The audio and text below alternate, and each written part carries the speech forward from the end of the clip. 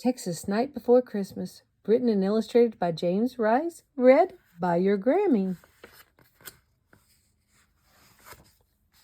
'Twas the night before Christmas, in a cold wintry fog, nary a critter was moving, not a lone prairie dog. Then from out of the north the breeze gave a stir, an icy cold blast swirled the fog in a blur. A blue Texas norther roared over the plains, the cold fairly whistled through the loose winter panes.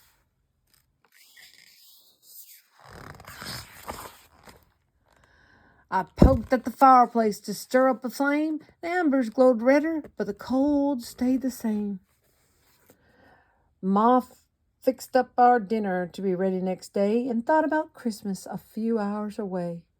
Our scuffed boots were assembled, and on the floor, pair by pair, where Sandy would find him, for soon he would be there. The young'uns were bundled down snug in their covers, a sprout of a girl and her two older brothers. So me and my long johns and ma in her gown warmed up by the fire before we laid ourselves down. Then from out on the range there came such a ruckus, I ran to the render to see what the fuss was. Through the blue winter blizzard a scene came into sight. I squinted to see, for there warn't much light. There, stomping and snorting and pawing the ground, were 8 scroungy longhorns stampeding around.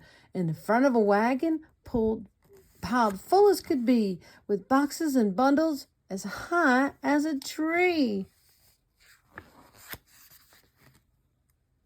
Then a bellering yell soon set them all straight from a fat little old ramrod who put fear in the 8.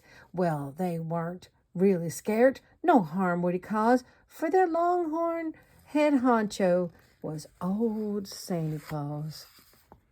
He got their attention and called them by name. Hey, Leadfoot and Walleye, get up here, Kool-Aid. Come on, Gimp and Flop-Ear, Scarface, start dragging. Get on, Sam and High Hips, let's move this here wagon. Old Leadfoot, he bellered and lifted his head, then straight on they trampled through Ma's flower bed. Ooh, they laid the gate flat, and the clothesline went too. Nothing stood in their way as they flat-footed through. Sandy pulled them up short on the top of the roof after wrecking the porch with the clodhopper hooves. They rocked our sod shanty, the dirt sifted down, then through the chimney Sandy came with a bound.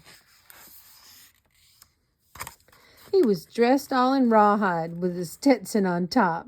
His big Texas boots hit the floor with a clop. He shook his great belly and stomped with each foot, which knocked off a shower of mud, ash, and soot.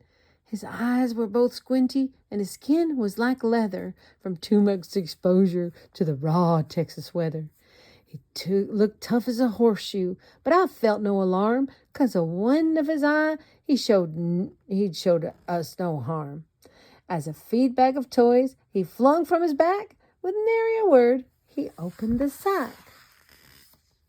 He lifted all the boots and piled them up high, and looked out the window and up at the sky.